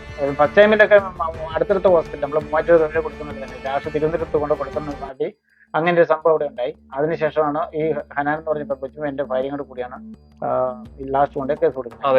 യമന്റെ തലസ്ഥാനം അവിടെ കൊണ്ട് കൊടുക്കുന്ന സമയത്ത് കേസ് കൊടുത്തിട്ട് ഉള്ളിൽ പിടിച്ചിട്ടു 7 മാസം ജയിലായിരുന്നു. അതിനുശേഷമൊക്കെ ഞങ്ങൾ എല്ലാ ദിവസവും അതിനുശേഷം ജയിലിൽ കിടന്ന സമയത്തൊക്കെ ചേട്ടനെ വിളിക്കുമായിരുന്നു. തീർച്ചയായിട്ടും വിളിക്കാറുണ്ട്. ഞങ്ങൾ ജയിലിലായതിനു ശേഷം ഞങ്ങൾ വിളിക്കാറുണ്ട്. ഞങ്ങൾ ജനുവരി 2017 ജനുവരി മുതൽ ഈ മരിക്കുന്നതിന് 10 ദിവസം വരെ ഞങ്ങൾ വിളിക്കാറുണ്ട്. ഉറപ്പാണോ? 100%. തെളിവെന്തെങ്കിലും കാണിക്കാമോ? അത് ഈ ഫോണിലെല്ലാം മറ്റേ പെൻഡ്രൈവ് ആണോ? എന്നിട്ട് ഞങ്ങളെ വിളിച്ചു. അത് കേട്ട ആൾക്കാരുണ്ട്, അറിഞ്ഞ ആൾക്കാരുണ്ട്. ഓക്കെ. അപ്പൊ ഞങ്ങൾ വിളിക്കുകയും സംസാരിക്കുകയും ഒക്കെ ചെയ്യാറുണ്ട്. അപ്പൊ എന്റെ പോരായ്മ പറഞ്ഞു ഈ കല്യാണം കഴിച്ചും പറഞ്ഞ കള്ള സർട്ടിഫിക്കറ്റ് ഉണ്ടാക്കിയവൻ ആൾക്കാരെ കാണിച്ച് ചീറ്റ് ചെയ്തു, അത് തിരുത്തി തരണം, ഞങ്ങൾ വണ്ടി എടുത്തിട്ട് പോയി തിരുത്തി തരണം. അതിന്റെ പണം വണ്ടി കൊണ്ടുപോയോ? അതെ, അത് മെഡിസിൻ മേടിക്കാനെന്ന് പറഞ്ഞ് കൊണ്ടുപോയ പോക്കിന് ആൾ വിറ്റു. അപ്പൊ തിരിച്ചു വന്നപ്പോ വൈഫ് ചോദിച്ചു എന്റെ വണ്ടി എന്തെങ്കിലും ചോദിച്ചു. അപ്പൊ വണ്ടി എന്തെങ്കിലും ചോദിച്ചു പറഞ്ഞു വണ്ടി മറ്റേ വർക്ക്ഷോപ്പിലാന്ന് പറഞ്ഞു. അങ്ങനെ 2-3 ദിവസമൊക്കെ ആയിരുന്നു വൈഫിന്റെ ഡോക്ടർ വന്നപ്പോ വൈഫ് കൊണ്ട് അത് കേസ് കൊടുത്തു. അതിനും കേസ് കൊടുത്തു. കേസ് കൊടുത്തു കഴിഞ്ഞപ്പോ വണ്ടി എവിടെയാന്നൊക്കെ കണ്ടുപിടിച്ചു. അത് പാതി വിലക്ക് വിറ്റു. അപ്പം അത് കഴിഞ്ഞ് പിന്നെ നമുക്ക് തിരിച്ചൊന്നും കിട്ടില്ല. പക്ഷെ അത് അങ്ങനെ ഉണ്ടായിരുന്നു. പിന്നെ ഇവൻ പലയിടത്തും ഇവന്റെ ഇഷ്ടത്തിന് ഇവിടെ നിൽക്കാത്തതിന്റെ പേരിൽ പല സ്ഥലത്തും മറ്റേ പലരോടും പൈസ മേടിക്കും. ഇപ്പം മേടിക്കും. പുറത്തുനിന്ന് മേടിച്ചിട്ട് മെഡിസിൻ സെയിൽ ചെയ്യാനെന്ന് പറഞ്ഞ് മേടിച്ചിട്ട് ഇവൻ മുങ്ങും പൈസ കൊണ്ട്. അത് എന്ത് ചെയ്യണമെന്ന് അറിയത്തില്ല. അപ്പൊ അത് കഴിഞ്ഞ ശേഷം പിന്നെ പൈസയുടെ കാര്യം പറഞ്ഞു കഴിയുമ്പോൾ അത് എന്റെ ഭാര്യയാണ്, ഞങ്ങളുടെ എന്റെ ഭാര്യയുടെ പൈസ മേടിച്ചാൽ അങ്ങനെ പറഞ്ഞിട്ട് അവിടെയും പ്രശ്നമുണ്ടായി. പിന്നെ മെഡിസിൻ മേടിക്കാൻ വേണ്ടി കൊണ്ടുപോകുന്ന പൈസ മുഴുവനും ഫസ്റ്റ് ടൈമിലൊക്കെ കൊടുത്തിട്ടുണ്ട്. പിന്നീട് എല്ലാം പോക്കറ്റിലേക്ക് പോവാം. അപ്പൊ 1, 2 3 പല തവണയായി എമൗണ്ട് ആയിപ്പോയി അവര് കടന്നു പിടിച്ച് ഭയങ്കര പ്രശ്നം. അപ്പൊ ഞാൻ ഇവിടുന്ന് ചോദിക്കുന്ന സമയത്ത് സംസാരിക്കാൻ കിട്ടിയ അവസരത്തിൽ ചോദിച്ചപ്പോൾ പറഞ്ഞു പൈസ തരാം. കാരണം കടം വാങ്ങിയ പൈസ കൊടുക്കണം. ആളുകൾ ചോദിച്ചു തുടങ്ങി. തീർച്ചയായിട്ടും സമയം വൈകിക്കൊണ്ടിരിക്കുക. അപ്പൊ അങ്ങനെ വന്നപ്പോൾ എല്ലാവരും ചോദിക്കുമ്പോൾ നമുക്ക് ഭയങ്കര ബുദ്ധിമുട്ട്. സമയത്ത് കൊടുക്കണമെന്ന് ഇവരോട് പറയുമ്പോൾ തരാന്ന് പറഞ്ഞ് പറയാറുണ്ടായിരുന്നു. എന്താ കാരണം ഒരു പ്രശ്നം തീർന്നിട്ട് അടുത്ത പ്രശ്നം വരും അവിടെ. അതുകൊണ്ടാണ്. അപ്പൊ അത് ഞാനിവിടെ ഞങ്ങൾ വേറെ ആൾക്കാരോട് സംസാരിച്ചിട്ടുണ്ട് അതിനെപ്പറ്റിയൊക്കെ നേരിട്ട് തന്നെ. അപ്പൊ നമ്മൾ വീണ്ടും പറഞ്ഞു ഈ പറ്റിക്കുന്ന പറഞ്ഞു. പക്ഷെ അതിന്റെ യഥാർത്ഥ കാരണം കഴിഞ്ഞാൽ ഈ നാട്ടിലേക്ക് സംസാരിക്കാനോ ഒന്നും ഇതിന് അവസരം കൊടുക്കില്ല. എന്ന് പറഞ്ഞാൽ ഫോൺ കൂടെ നടക്കും ഏത് നേരവും. അതുപോലെ ഫോൺ ഒരെണ്ണം മേടിച്ചിട്ടുണ്ടെങ്കിൽ അതിന് ഇറങ്ങി പിടിച്ചോളി സിം ഉണ്ട്. അതാണ് 26 സിമ്മേന്ന് വിളിക്കുന്നത്. 26 സിമ്മേന്ന് വിളിച്ചതിന്റെ രേഖ ഞാൻ ക്രൈം ബ്രാഞ്ചിന് കൊടുത്തിട്ടുണ്ട്. തീർച്ചയായിട്ടും. അത് അന്ന് ഫസ്റ്റ് ടൈമില്ല. അത് ഇങ്ങനെ പറഞ്ഞിട്ടല്ലായിരുന്നു. അന്ന് എന്താണ് സംഭവം എന്നുള്ളത് നമുക്ക് അറിയാതെ വന്നപ്പം അത് കൊടുത്തേക്കുന്നത്. പക്ഷെ ഇന്നും അതിന്റെ രേഖ നമ്മുടെ ഉണ്ട്. അതിന്റെ കാരണം അവസാനം 2017 പിടികിട്ടുന്നത്. ഇവൻ ഒരുപാട് ബുദ്ധിമുട്ടിക്കുമായിരുന്നു. പിന്നെ പ്രാവശ്യം എന്തോ കള്ളത്തരം പറഞ്ഞിട്ട് അങ്ങനെ പറയണം എന്ന് പറഞ്ഞപ്പോൾ അവളുള്ളത് തുറന്നു പറഞ്ഞു. എന്താണ് പറഞ്ഞത്? മെഡിസിൻ മേടിക്കാൻ വേണ്ടി പൈസ വെറുതെ മേടിച്ചോണ്ട് പോയി. ഇവ മേടിച്ചെടുക്കും. അത് കഴിയുമ്പം അവർ വന്ന് ചോദിക്കും, പറഞ്ഞാലും മെഡിസിൻ മേടിച്ച് വെച്ചിട്ടുണ്ടെന്ന് പറഞ്ഞേക്കാൻ പറഞ്ഞു. അത് പറഞ്ഞ് ഇവിടെ പോയിട്ട് മേടിച്ച് വെച്ചിട്ടില്ല എന്ന് പറഞ്ഞു. അതിന് ദേഷ്യം വന്നിട്ട് ഇവന്റെ അതേ ഒരു കത്തിയുണ്ട് അവിടെ. ആ കത്തി എടുത്തിട്ടുള്ള കയ്യിൽ മുറിച്ചിട്ട് അപ്പൊ 9 സ്റ്റിച്ച് ഉള്ളിൽ 12 സ്റ്റിച്ച് പുറത്തുണ്ട്. അപ്പൊ ഞാൻ ഓൾറെഡി കണ്ടതാ. ഇനി നാട്ടിൽ വരുമ്പോൾ കാണാം. ഞാനതല്ല ചോദിച്ചത്, ഈ ഏത് ടൈമിലാണ് ഇവര് തമ്മിൽ അടിയാവുന്നത്? ഈ ടൈമിലാണോ? അല്ല, ഒരു 2015 ഇവിടെ ചെന്ന് കഴിഞ്ഞ ഒരു കുറച്ചാൾ കഴിഞ്ഞപ്പോഴത്തേക്കും ബഹളമായി. ഒരു 2-3 ദിവസം കഴിഞ്ഞു. അല്ല, എനിക്ക് ഒരു കറക്റ്റ് ഒരു ക്ലാരിഫിക്കേഷൻ കിട്ടാത്ത ഒരു കാര്യം, ഇവൻ ജയിലിൽ പോയി 7 മാസം ജയിലിൽ കിടന്നു, അതിനുശേഷമുള്ള കാര്യം പറഞ്ഞില്ല. അതിനുശേഷത്തിലേക്ക് വരണം. അതിനുശേഷം അല്ല, ഈ ജയിലിൽ കിടക്കുന്നതിന് മുമ്പാണ് കൈയൊക്കെ മുറിച്ചത്? അതെ, തീർച്ചയായിട്ടും. ഭാര്യയുടെ കൈ ഇവ മുറിച്ചോ? ഭാര്യയുടെ കൈ എന്റെ ഭാര്യയുടെ കൈ ഇവ മുറിച്ചു. അതിന് കേസില്ല? അതൊക്കെ കേസ് അവിടെ കൊടുത്തിട്ടുണ്ട്. 5-8 പ്രാവശ്യം, 6 പ്രാവശ്യം, അല്ല 4 പ്രാവശ്യം കേസ് വൈഫ് തന്നെ കൊടുത്തിട്ടുണ്ട്. വേറെ ആൾക്കാർക്ക് പറ്റിക്കൊണ്ടിരുന്നത് വേറെ ആൾക്കാർക്ക് കേസ് കൊടുത്തിട്ടുണ്ട്. അത് ശരി എന്നാണ് ഞാൻ അറിഞ്ഞിരിക്കുന്നത്. എന്റെ രേഖ ഓൾറെഡി എന്റെ ഇല്ല. അത് സംഭവമാണ്. അത് ഓൾറെഡി എന്തായാലും അവിടെ ഉണ്ടാവും. തീർച്ചയായിട്ടും. അപ്പം ഇതിനകത്ത് ഇരിക്കുന്ന ഈ കള്ള സർട്ടിഫിക്കറ്റ് വായിച്ചുകൊണ്ട് ഇപ്പം എല്ലാവരും കൊണ്ട് കാണിക്കും, കോടതിയിലോ അല്ലെങ്കിൽ മറ്റേ പോലീസുകാരുടെ. അവിടെ എന്ന് പറഞ്ഞു കഴിഞ്ഞാൽ നമ്മുടെ സൗദിയോ ഖത്തറോ അബുദാബി അങ്ങനെയുള്ള സ്ഥലം പോലത്തെ ഒരു ക്വാളിറ്റി ഏരിയ ഒന്നും അല്ല അവിടെ. അവിടെ അല്ല, ഒന്നുമല്ല. അവിടെ എല്ലാം നാടൻ സ്റ്റൈലിലുള്ള ഒരു പരിപാടിയാണ് അവിടെ. അപ്പൊ അങ്ങനെയുള്ളത് കൊണ്ട് നമുക്കൊക്കെ അറിയാം. നമ്മളൊക്കെ അവിടെ ഉണ്ടായിരുന്നല്ലോ. അത് പോയിട്ടുള്ളവർക്കും അറിയാം, ഇപ്പൊ അവിടെ ഉള്ളവർക്കും അറിയാം അവിടുത്തെ രീതികൾ അങ്ങനെയാണ്. അപ്പൊ അതുകൊണ്ട് നമുക്ക് ഈ എന്താ പറയാ, നമ്മൾ ഇന്ത്യക്കാരാണ്, അവര് ആ രാജ്യക്കാരാണെന്നുള്ള പരിഗണനയില്ല. എല്ലായിടത്തും എവിടെയൊക്കെ പോയാലും ഒരു നീതി ലഭിച്ചില്ല അവർക്ക്. അത് ഇവിടെ പല സമയത്തിനോട് പറഞ്ഞിട്ടുണ്ട്. എവിടെയെല്ലാം പോകാൻ പറ്റുമോ, ഈ പരാതികളോ അവരാതികളോ ഉണ്ടോ, ഇതെല്ലാം നമ്മളോട് പറഞ്ഞിട്ട് പോലും ഷെയ്ഖുമാരെ കണ്ട് സംസാരിക്കാറുണ്ട്. അതുപോലെ തന്നെ പോലീസുകാരുടെ അതൊക്കെ ആണെങ്കിലും അവരവിടെ കാര്യങ്ങളൊക്കെ കാണും, ആ നാട്ടുകാരൊക്കെ. അതുകൊണ്ട് നീതി ലഭിച്ചില്ല എന്നത് പല സമയത്തിനോട് പറയുവായിരുന്നു. അപ്പൊ ശരി, ഞാൻ ചോദിക്കുന്നത്, പിന്നീട് കേസ് സുപ്രീം കോടതി, അവിടുത്തെ സുപ്രീം കോടതി കൊടുത്തു, പുള്ളിയെ ശിക്ഷിച്ചു. അല്ല, ഇതിപ്പം ജയിലിൽ നിന്ന് അതിനുശേഷം പിന്നെ 7 മാസം കിടന്നതിന് ശേഷം പിന്നെ ജയിലിൽ നിന്ന് വന്നതിന് ശേഷമാണ് ഈ ഒരു അപകടം, അതായത് ഒരു മരണം സംഭവിക്കുന്നത്. ജയിലിൽ നിന്ന് ഇറങ്ങിയിട്ടുള്ള കാര്യം. ജയിലിൽ നിന്ന് ഇറങ്ങി വന്ന ഞാൻ അറിഞ്ഞേക്കുന്നത്, അതായത് എന്റെ കാഴ്ചപ്പാടിലും 10 ദിവസമായിട്ട് വൈദ്യുതി വിളിച്ചാൽ കിട്ടില്ലായിരുന്നു. ഞങ്ങൾ അങ്ങോട്ട് എന്ന് പറഞ്ഞാൽ ജയിലിൽ നിന്ന് ഇറങ്ങിയ സമയം കണ്ടെന്ന് എനിക്ക് തോന്നുന്നു. 10 ദിവസമല്ല, ഒരാഴ്ച. അപ്പൊ അതിനുശേഷം പിന്നീടാണ് അറിയണത് ഇങ്ങനെ ഒരു സംഭവം ഉണ്ടായത്. പിന്നെ നമ്മൾ പിന്നീട് അറിയണേ. അതിന്റെ കാരണം ചോദിച്ചു കഴിഞ്ഞാൽ, ഈ വിളിച്ചിട്ട് കിട്ടുന്നുമില്ല. അതിനുശേഷം വൈഫിന്റെ ഈ ന്യൂസിന്റെ വിവരങ്ങൾ വന്നപ്പോഴാണ് നമ്മുടെ ഈ കാര്യങ്ങൾ അറിയുന്നത്. പക്ഷെ അന്ന് പറഞ്ഞിരുന്നെങ്കിൽ പോലും ന്യൂസിന്റെ അകത്ത് പറഞ്ഞിരുന്ന എല്ലാവരും പറഞ്ഞിരുന്നത്, ന്യൂസ് ഏത് മാധ്യമങ്ങളിൽ നോക്കിയാലും എല്ലാം പറഞ്ഞിരിക്കുന്നത്, മലയാളി നൈസായ ബിഷപ്രിയ യമൻ പൗരനായി ഭർത്താവിനെ വിട്ടിന് കൊടുക്കി 110 കഷ്ണങ്ങളാക്കി 150, 170 അങ്ങനെ ഞാൻ പലതും. അതിലേക്ക് നമുക്ക് വരാം. ഈ ജയിലിൽ നിന്ന് ഇറങ്ങിയിട്ടുള്ള കാര്യം ബാക്കി പറയാമോ? കാര്യം എന്തായാലും പുള്ളിക്ക് ദേഷ്യം കാണും. 7 മാസം ജയിലിൽ കിടന്നവരുടെ ദേഷ്യം എന്തായാലും താങ്കളുടെ ഭാര്യയോട് കാണും. അതിനുശേഷം എന്ത് സംഭവം? അല്ല, തീർച്ചയായിട്ടും അതുകൊണ്ട് തന്നെയാണ് പറഞ്ഞത്. അപ്പൊ അങ്ങനെയുള്ള സമയത്ത് ഇവര് ഈ തലാൽ എന്ന് പറഞ്ഞ വ്യക്തി ജയിലിൽ നിന്ന് വന്നതിന് ശേഷം എന്ന് പറഞ്ഞു കഴിഞ്ഞാൽ നമുക്ക് അതിന്റെ കാര്യം അറിയാം. ജയിലിൽ നിന്ന് വന്നതിന് ശേഷം വൈഫിന്റെ അടുത്ത് ഇവന് ഈ കിഡ്നിക്കോ അങ്ങനെ എന്തൊരു ചെറിയൊരു പ്രോബ്ലം ഉണ്ട്. ഇവനിക്കുണ്ട്. അപ്പൊ അവന്റെ മെഡിസിൻ കഴിക്കുന്നു, കൊടുക്കുന്നതാണ്. അപ്പൊ അങ്ങനെയൊക്കെ ഉള്ളപ്പോൾ ഇവൻ എന്തായാലും ലോഹിതൂറിനെ ആയിരിക്കുമല്ലോ വരുവാ. ഒരു കേസ് ജയിലിലടച്ച ഒരാളുടെ അടുത്തേക്ക് വീണ്ടും വരുമ്പോ ദേഷ്യത്തോടെ ആയിരിക്കാൻ പറ്റില്ല. ഒരു പ്രാവശ്യം വന്നപ്പോൾ നൈറ്റ് വേറെ ആൾക്കാരെയും കൂട്ടിക്കൊണ്ട് ഒരു പെണ്ണും വേറൊരാണും വന്നെന്നാണ് എന്നോട് പറഞ്ഞു കേട്ടേ. അപ്പം അങ്ങനെ പറഞ്ഞു വന്നപ്പോഴത്തേക്കും ഈ ഡെലിവറി ടൈമിലേക്ക് ആയിട്ടാ പറഞ്ഞത്. നൈറ്റ് ഡെലിവറി മാത്രം, നോർമൽ ഡെലിവറി മാത്രം നോക്കുള്ളൂ. അപ്പൊ അങ്ങനെയുള്ള അത് കഴിഞ്ഞപ്പോഴത്തെ അടയ്ക്കുന്ന സമയം 10 മണിയൊക്കെ ആകുമ്പോഴത്തേക്ക്. അപ്പൊ അതുകൊണ്ട് വന്നപ്പോ ആ സമയത്ത് ഇങ്ങനെ കൂട്ടിക്കൊണ്ട് വന്ന് പെട്ടെന്ന് എടുത്തു വന്നപ്പോഴത്തേക്ക് ആള് അത് ഇവനായിരുന്നു. ഇവൻ എന്റെ അടുത്തേക്ക് വേഗം കയറിയെന്ന് പറഞ്ഞു. വേഗം കയറി മറ്റേ ഒച്ച പൊള്ളിട്ടപ്പോഴത്തേക്ക് പിന്നെ ഓടി. അത് ഓടി ഈ വന്ന ആൾക്കാര്. അപ്പൊ അത് പിന്നീട് അറിയുന്നത് ഇവനായിരുന്നാണ്. ഇതിനും വേറെ 2 പേരും കൂടെ വന്നതെന്ന് അറിഞ്ഞിട്ടുണ്ട്. അല്ല, അവിടെ ഒരു ക്ലാരിഫിക്കേഷൻ വരുത്തേണ്ടതുണ്ട്. എന്ത് മനസ്സിലായില്ല, ഒന്നുകൂടെ പറഞ്ഞു. വൈഫിന്റെ അടുത്തേക്ക് വന്നത്, വൈഫ് ജയിലിൽ നിന്ന് വന്നതിന് ശേഷം ഇവൻ ജയിലിൽ നിന്ന് വൈഫിന്റെ ഹോസ്പിറ്റലിലേക്ക് വരുന്നു. ജയിലിൽ നിന്ന് ഇറങ്ങിയിട്ട് നേരെ ഇങ്ങോട്ടാണ് വരുന്നത്. നേരെയാണോ ഇനിയിപ്പോ എവിടെയും അവരുടെ വീട്ടിൽ പോയി തങ്ങിയിട്ടാണോ വന്നോ നമുക്കറിയില്ല. എന്തായാലും വൈഫിന്റെ ജയിലിൽ കിടന്നതിന് ശേഷം പിന്നീട് ഇറങ്ങി വരുന്ന അതേ സമയത്താണ്, ആ ദിവസമാണെന്ന് നമുക്കറിയില്ല. വൈഫിന്റെ അടുത്ത് വന്നിരുന്നു, ഹോസ്പിറ്റലിൽ വന്നെന്ന് പറഞ്ഞാൽ നേരിട്ട് അങ്ങോട്ട് വന്നല്ല. ഫസ്റ്റ് ടൈമിൽ വന്നിട്ട് വേറെ ആരും ട്രീറ്റ്മെന്റിന് വരുന്നതായിട്ട് പറ്റി. ഇവനാണെന്ന് അറിയില്ല. ആർക്കറിയില്ല? വൈഫിന് അറിയത്തില്ല. ഇവനാണോ? ഇത് ഫോൺ വിളിച്ചല്ലേ പറയണേ, ട്രീറ്റ്മെന്റിന് വരുന്നുണ്ടെന്ന് പറയുമ്പോഴത്തേക്കും അടച്ചോ കൂട്ടിയോ എന്നൊക്കെ ചോദിക്കുമല്ലോ. അങ്ങനെ വരുന്ന സമയത്ത് ഇവനെ അതിന്റെ അകത്തുണ്ടായിരുന്നു. എന്നിട്ട് അത് ഒരു നാടകം കളിച്ചാൽ മതി. അപ്പൊ അങ്ങനെ വന്നിപ്പം കണ്ടു. അത് കഴിഞ്ഞപ്പോഴത്തേക്ക് ഒച്ചയും പൊള്ളോട്ട് കഴിഞ്ഞപ്പോഴത്തേക്കും ഓടിയെന്നാ പറഞ്ഞു. കൂടെ ഉണ്ടായിരുന്ന ഓടി, എല്ലാരും ഓടി. ഓക്കെ. അതിനുശേഷം പിന്നീട് എന്താ വെച്ചാൽ ഒരു ദിവസം അന്നൊന്നും അറിയത്തില്ല ആരാന്ന്. വൈഫിന് അറിയില്ല. പിന്നെ ഒരു ദിവസം നേരിട്ട് വൈഫിന്റെ അടുത്തേക്ക് വന്ന് നിന്ന് കഴിഞ്ഞപ്പോൾ മറ്റേ നിശേഷ കൊടുത്ത് മയക്കിയതാണ്. അല്ലെങ്കിൽ എന്റെ ഭാര്യനെ കൊണ്ടുപോകാൻ. അത് മറ്റേ ഞങ്ങളുടെ ഹോസ്പിറ്റലിൽ ജോലി ചെയ്യുന്ന ഇപ്പൊ ജയിലിൽ കിടക്കുന്ന പെങ്കൊച്ചും നഴ്സും അതുപോലെ തന്നെ ജയിൽ വാർഡനായ ഒരാളും കൂടെ പറഞ്ഞു, ഇനി അവൻ ജയിലിൽ വന്നു നിന്നെ പോലും അവിടെ നീ ഒരു കാര്യം ചെയ്യും, ഈ അനുസരിച്ച് കൊടുത്തു മയക്ക് ഒരു ഉപ്പ് മേടിക്കണം. ആ ഉപ്പിന്റെ കഥ തന്നെ ചേച്ചി പറയുന്നില്ല. ഇവൻ ഒരു കള്ള സർട്ടിഫിക്കറ്റ് ഉണ്ടാക്കിയില്ല, ഭാര്യയാന്ന് പറഞ്ഞിട്ട് ഇതും വെച്ചിട്ടില്ല അവൻ നടക്കുന്നത്. അപ്പൊ അതുകൊണ്ട് അതിൽ നിന്ന് നിങ്ങൾ കൂടെ കേസ് കൊടുത്തിട്ട് നീതി കിട്ടുന്നില്ല. അത് തന്നെയല്ല, അത് കഴിഞ്ഞിട്ട് എന്റെ ഭാര്യയുടെ ഇങ്ങോട്ട് കല്യാണ ഫോട്ടോ ഇവരുടെ ഫോണിലുണ്ടായിരുന്നു വൈഫിന്റെ. ആ കല്യാണ ഫോട്ടോ തന്നെ ഏത് ഫോട്ടോയാണെന്ന് കൃത്യം എനിക്കറിയാം. ഒത്തിരി ഉണ്ട്. അതിന്റെ ഒരെണ്ണം കട്ട് ചെയ്തിട്ട് എന്നെയും കളഞ്ഞിട്ട് അവന്റെ ഫോട്ടോയും കെട്ടി വെച്ചിട്ട് കുറെ ഫോട്ടോസ് കാണിച്ചു. അത് വൈഫ് എനിക്ക് 2017 തന്നെ എനിക്ക് അയച്ചു തന്നിട്ടുണ്ടായിരുന്നു. അത് മറ്റേ ഇതിന്റെ അപ്പം അങ്ങനെ തന്നിട്ടുണ്ടായിരുന്നു. അപ്പൊ അതെല്ലാം തന്നു കഴിഞ്ഞപ്പോ ഞാൻ ഒറ്റനോട് തന്നെ അറിയാം, രണ്ട് സിന്നതയാണ്. അപ്പൊ ഇത് പറഞ്ഞപ്പം അത് പറയാ ഇങ്ങനെയൊക്കെയാണ് കാര്യങ്ങളുടെ പോക്കൊക്കെ. അപ്പം കള്ളത്തരം പറഞ്ഞ് കള്ള സർട്ടിഫിക്കറ്റ് ഉണ്ടാക്കി നിവൃത്തിയിലാവുന്ന ഇപ്പൊ കള്ള സർട്ടിഫിക്കറ്റ് ഉണ്ടാക്കിയിട്ട് ഈ സ്വത്തും മൂലം, അതായത് ഈ ഹോസ്പിറ്റലിൽ വരുമാനം മുഴുവൻ കിട്ടും. കാരണം അവൻ മറ്റേ അവിടുത്തെ ഒരു ആളാണെങ്കിലും വലിയ ആളൊന്നല്ല, ഒരു സാധാരണ തീർച്ചയായിട്ടും. അപ്പൊ അതുകൊണ്ട് അതൊക്കെ വെച്ച് നോക്കുമ്പോൾ ഞങ്ങൾക്ക് കിട്ടുന്ന വരുമാനം കുറച്ച് വലുതാണ്. അപ്പം അവരെയൊക്കെ സംബന്ധിച്ചിടത്തോളം അങ്ങനെ ആ രീതിക്ക് എല്ലാവരും ഇതാണ് എന്റെ സത്യം. അതായത് യുദ്ധം വന്ന ശേഷം എല്ലാവരും കയറിപ്പോയപ്പോ ഇവനാ ബേസിക്കല് ഇതെല്ലാം തട്ടിയെടുക്കാൻ വേണ്ടി കൊലപാതകത്തിലേക്ക് വരുന്നത് എങ്ങനെയാണ്? കൊലപാതകത്തിലേക്ക് വരുന്നത് ഈ പറഞ്ഞ ഇവൻ ഭാര്യ ആക്രമിക്കാനായിട്ട് വരുന്നു. തീർച്ചയായും അത് എപ്പോഴും ഉള്ളതാണ്. പക്ഷെ ആ സമയത്ത് എന്ന് പറഞ്ഞു കഴിഞ്ഞാൽ ഇവൻ അതിന് മുമ്പ് ഒരു കല്യാണം കഴിഞ്ഞ സർട്ടിഫിക്കറ്റ് ഉണ്ടാക്കി വെച്ചു. സർട്ടിഫിക്കറ്റിനെ ജയിൽ വാങ്ങി ഈ ഹനാൻ മറ്റേ പെൺകൊച്ചൊക്കെ പറഞ്ഞിട്ടാണ് ഇനി വരുമ്പോ ഇനി ഒരു കാര്യം ഇത് കളർ സർട്ടിഫിക്കറ്റ് ആണെങ്കിൽ പോലും ഇതിന് അസാധുവാണെങ്കിൽ കൊണ്ട് ഡൈവേഴ്സ് പെറ്റീഷൻ കൊടുക്കുന്നുണ്ട്.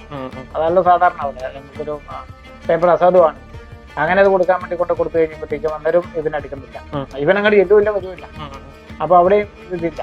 അപ്പൊ ലാസ്റ്റ് ജയിൽ വാർഡനും ഹനാനെന്ന് പറഞ്ഞ പെൺകുട്ടി ഞങ്ങളുടെ ഹോസ്പിറ്റലിൽ പറഞ്ഞു ഇനി വരുമ്പോൾ നിന്നെ കൊല്ലും, അവിടെ നീ ഒരു കാര്യം ചെയ്യാം പിന്നോലെ ചെയ്യുമെന്ന് പറഞ്ഞപ്പോൾ, അതായത് അനുസരിച്ച് കൊടുക്കാൻ നീ എന്തെങ്കിലും അവൻ വരുന്ന ജയിലിൽ നിന്ന് ഇറങ്ങി വരുന്ന സമയത്ത് നിന്റെ അടുത്ത് വരുന്ന സമയത്ത് ലോകത്തോട് അനുസരിച്ച് കൊടുത്ത് മയക്കുക.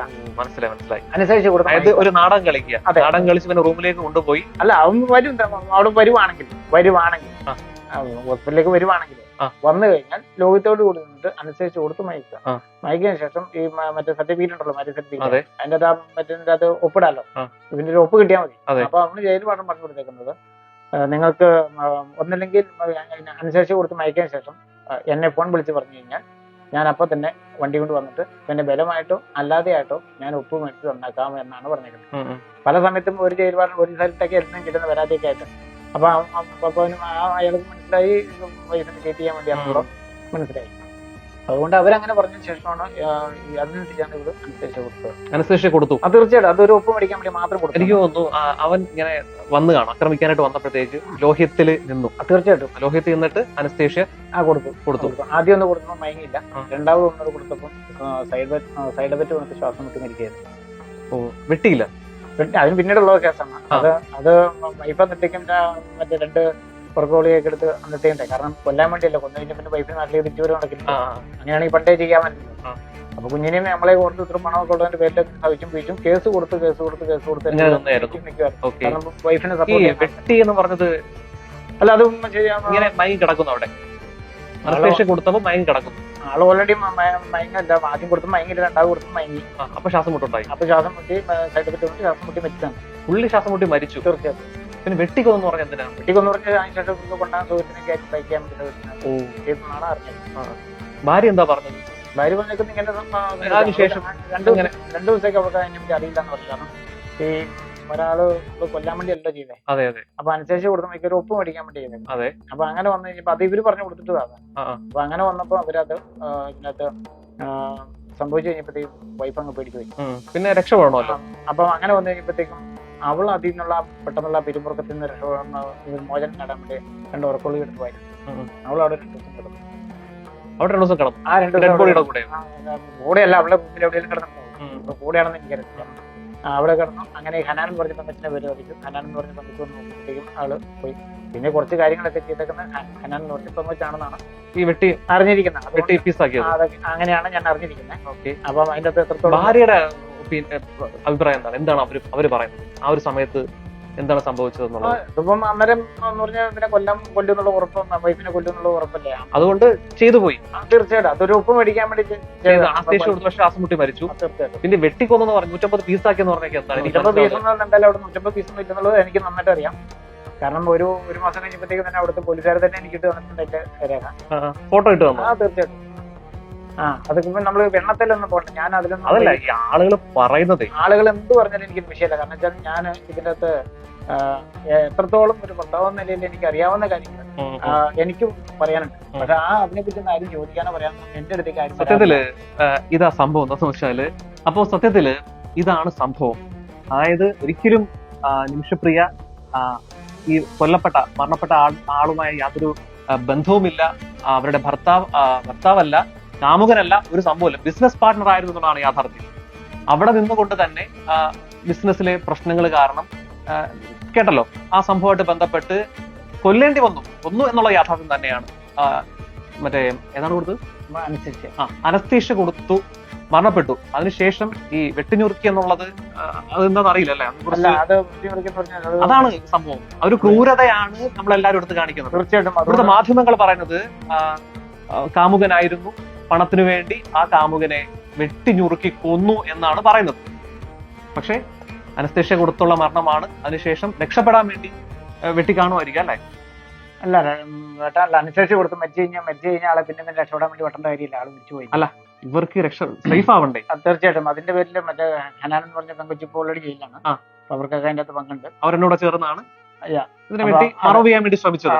തീർച്ചയായിട്ടും. വൈഫ് എന്തായാലും ഓൾറെഡി 2 ദിവസം ബോധമില്ലാതെ കിടക്കുമായിരുന്നു. പിന്നെ എങ്ങനെയാണ് പോലീസ് പിടിക്കപ്പെട്ടത് ഇത്രയൊക്കെ ചെയ്തിട്ടും? പോലീസ് പിടിക്കപ്പെടുന്ന 3-ാം ദിവസം തന്നെയാണ് ഹനാൻ പറഞ്ഞ പിടിക്കപ്പെട്ടു. ഇവിടെ ഒരു വാർത്തയില്ല. വൈഫിനെ 30-ാം ദിവസം പിടിച്ചു. വൈഫ് വേറെ ഹോസ്പിറ്റലിൽ പോയി ജോലി ചെയ്തിരുന്നു. തീർച്ചയായിട്ടും. ഈ സംഭവം, ഈ ബോഡി എവിടെ ഒളിപ്പിച്ചത്? അത് അവരുടെ എനിക്ക് കൃത്യറിയിൽ പറഞ്ഞു കേട്ടേക്കുന്നതല്ലേ, വാട്ടർ ടാങ്കിലാന്ന് പറഞ്ഞു. എന്റെ വേസ്റ്റ് വാട്ടർ ടാങ്ക് ഉണ്ട് മോളിൽ തന്നെ, അവിടെ തന്നെ ഒളിപ്പിച്ചു. അവിടെ ഇവര് വൈഫ് പോയി വേറെ ഹോസ്പിറ്റലിൽ പോയി ജോലി ചെയ്തു. ഈ കൊലപാതകം കഴിഞ്ഞ് 30 ദിവസം ഒരു ഹോസ്പിറ്റലിൽ ജോലി ചെയ്തു.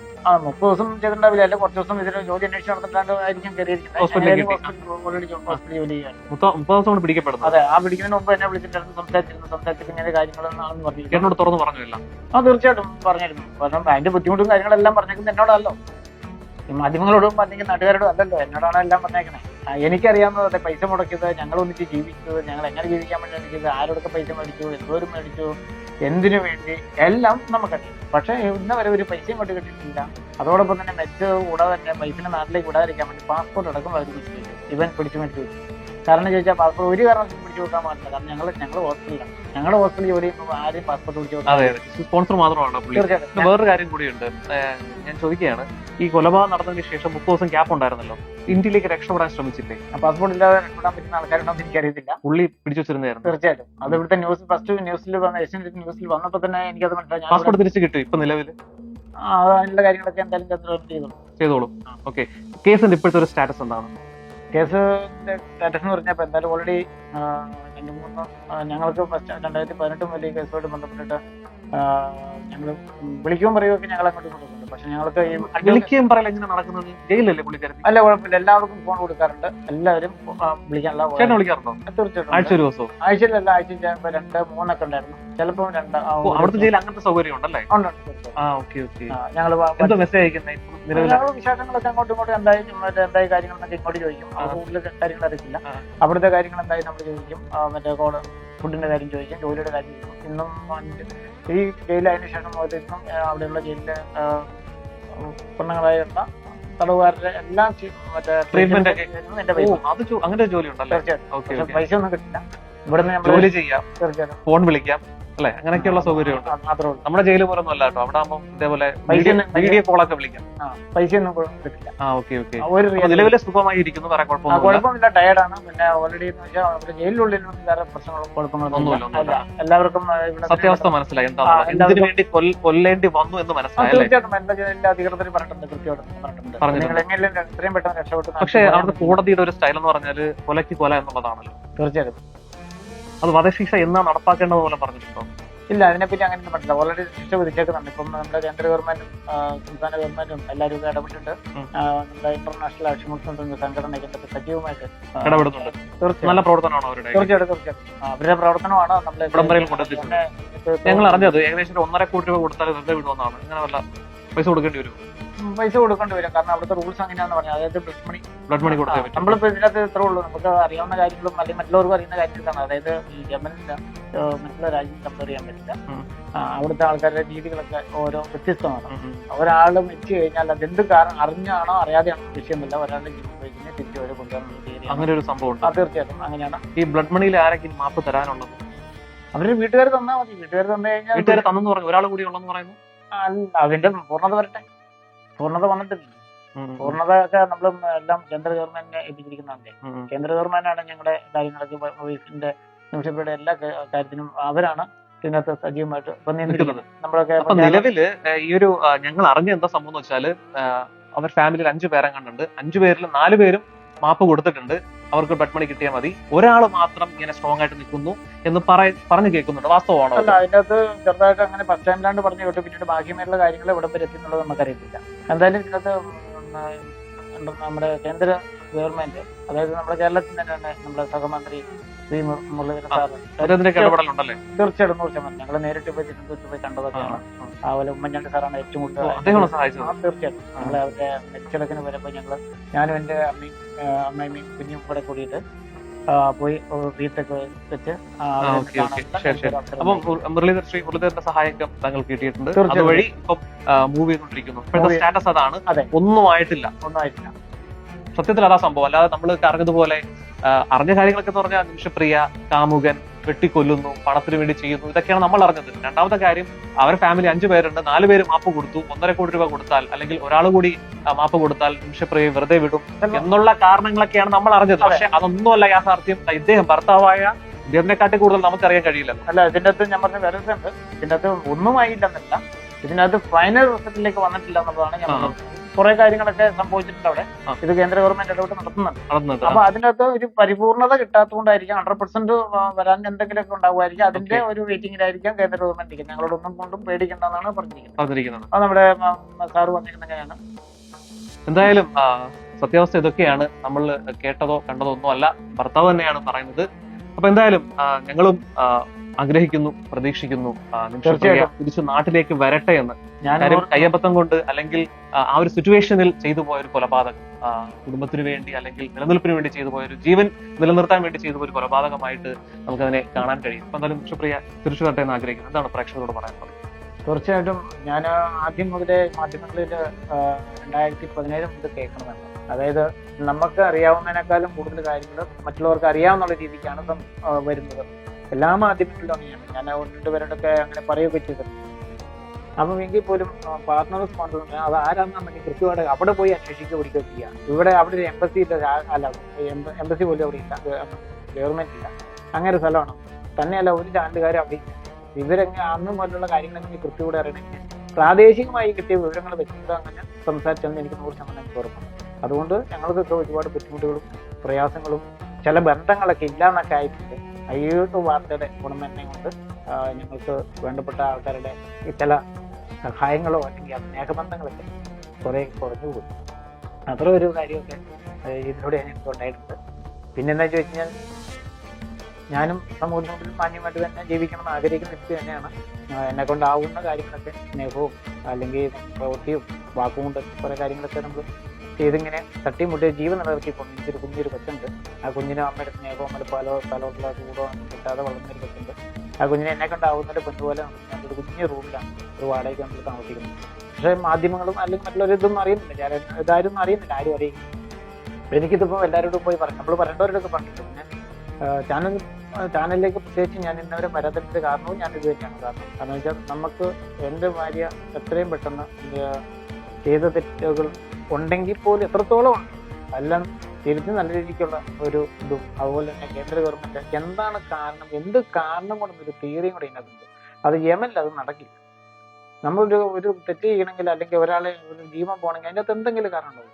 ചോദിക്കുമ്പോൾ നമുക്ക് ചുറ്റി ചോദിക്കാണ്ട്. ഞങ്ങളുടെ ഒരു ഹോസ്പിറ്റലാണ് അതിൻ്റെ എൻ്റെ ഒരു ഭാര്യയുടെ ഞങ്ങളെ കല്യാണ ഫോട്ടോനെ കൊണ്ട് കട്ട് ചെയ്തിട്ട് ഞങ്ങൾ കല്യാണം കഴിച്ചിട്ട് ഒരു കള്ള മറ്റേതൊക്കെ ഫോട്ടോയൊക്കെ കാണിച്ചു കൊടുക്കുക, കള്ളത്തട്ടിപ്പ് ഉണ്ടാക്കുക, ഞങ്ങളുടെ പണം മുഴുവൻ തട്ടിയെടുത്ത് പോവുക, ഞങ്ങളുടെ വണ്ടി കൊണ്ട് വിൽക്കുക, തല്ലുക, ഉപദ്രവിക്കുക, ഇതിനൊക്കെ ആരെന്താണ് ഉത്തരം പറയുന്നത്? അപ്പൊ ഒരുപാട് മാനസികവും ശാരീരികമായിട്ട് അവളും അവരുടെ ഭാര്യ ബുദ്ധിമുട്ട്. ഇന്നും അവിടെ എത്രയും പേരുടെ കാര്യങ്ങൾ ചെയ്യുന്നതിന്റെ കാരണം ഇന്നെ മെയിനായിട്ട് ജയിലിൽ കിടക്കുന്നവർക്ക് വേണ്ട ട്രീറ്റ്മെന്റ് ചെയ്യുന്നതിന്റെ കാരണം തന്നെ ദൈവം ഇത് മൂടിന് കാണുന്നുണ്ട്. അതിന്റെ പുണ്യപ്രവൃത്തിയായിട്ടാണ് ഇത് ചെയ്യുന്നത്. ഞങ്ങൾ തമ്മിൽ സംസാരിക്കാറുണ്ട്, വിളിക്കാറുണ്ട്, വീഡിയോ കോൾ ചെയ്യാറുണ്ട്. ഞങ്ങൾ എന്ന് ചെയ്യുന്നുണ്ട് അന്ന് മുതൽ ഇന്ന് വരെ. ഇതൊക്കെയാണ് ശരിക്കുള്ള ഇതിനകത്ത് സംഭവ കാര്യങ്ങൾ. പിന്നെ മാനസികവും ശാരീരികവും സാമ്പത്തികമായിട്ട് തകർന്ന് നമ്മൾ ജീവിക്കാൻ 8 വർഷം കഴിഞ്ഞിട്ട് 9ാമത്തെ വർഷമാണ്. നമുക്കിപ്പം ആരും നിന്നും ഒരു നീതിയും ലഭിച്ചിട്ടില്ല. ഇന്നല്ലേ നാളെയും. അതുകൊണ്ട് വളരെ അസ്വസ്ഥയും നമ്മൾ ശരീരത്തും മനസ്സിനും ഒക്കെ ഉണ്ട്. കാരണം വെച്ചാൽ പണം വാങ്ങിയാലും പണം കൊടുക്കാതെ ഇരിക്കുമ്പോൾ ഉണ്ടാകുന്ന ഒരു ബുദ്ധിമുട്ട് അത് സ്വാഭാവികമായിട്ട് എല്ലാവർക്കും അങ്ങോട്ടുള്ള. അപ്പം വിശ്വസിച്ച് തന്ന പണം നമുക്ക് ഇന്ന് വരെ എത്ര വർഷമായിട്ട് കൊടുക്കാൻ പറ്റാതെ ഇരിക്കുന്നവരും അത് ഒത്തിരി എനിക്ക് വിഷമങ്ങൾ ഉണ്ടാക്കിയിട്ടുണ്ട്. അതുകൊണ്ട് പിന്നെ ഇപ്പോൾ ചെറിയൊരു ഓട്ടർഷിപ്പ് കൊടുത്തിട്ട് തട്ടിമുട്ടി ജീവൻ നമ്മൾ നടത്തിയാണ് പോകുന്നുണ്ട്. ഓക്കേടാ, എല്ലാം ശരിയാവും. വളരെ നന്ദി പ്രതികരിച്ചു. ന്യൂസ് കേരളം ടുഡേ, നന്മയ്ക്കായി ഒരു വിരൽ സ്പർശത്തിന്റെ കയ്യൊപ്പ്.